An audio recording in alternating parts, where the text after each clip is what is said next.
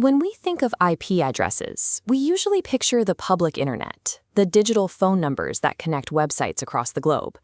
But hiding right under our noses is an entirely separate world of addresses designed to solve very specific, everyday problems. The most common of these hidden addresses is called a private IP. Every single time you connect your phone, your laptop, or your smart TV to your home Wi-Fi network, you are using one. You can think of a private IP like a housing society intercom system. If you want to talk to your next-door neighbor, you don't need to dial out to the city's main telephone exchange. You just punch in a short internal extension, and the call never leaves the building. Inside your home, your router assigns internal addresses, usually starting with 192.168, to your devices, creating a boundary separate from the public internet.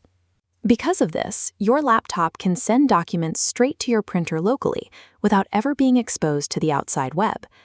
Because these internal addresses only work within your own walls, millions of other homes can use the exact same 192.168 numbers at the same time. This massive scale of reuse is the reason we haven't run out of internet addresses yet.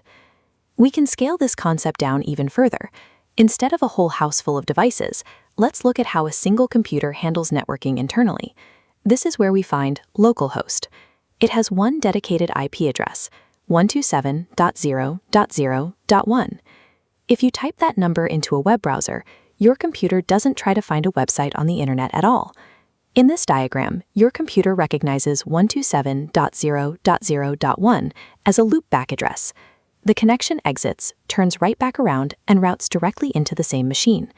Developers use this private rehearsal space to run a website locally, testing code in a safe, offline environment. Localhost provides a completely isolated workshop. It gives you a way to build and debug software without requiring a network connection or risking an unfinished project being seen by the public. But what happens when the hardware fails? Imagine your home router stops working, and it can no longer hand out those private IP addresses we talked about earlier. Your computer has an automated failsafe for this called APIPA. It's like a backup generator that instantly kicks on during a power outage. When the router goes offline, the computer automatically assigns itself a fallback IP, starting with 169.254 as a survival mechanism. This address won't connect to the internet, but local devices with 169.254 addresses can still share files and work together. This makes APIPA a useful troubleshooting tool. If you see a 169.254 address in your settings, you found the problem. Your computer is working fine, but your router has lost its connection. Now let's move back to the global internet. When a strange device connects to your network, all you see is a string of numbers. How do you find out who that actually is?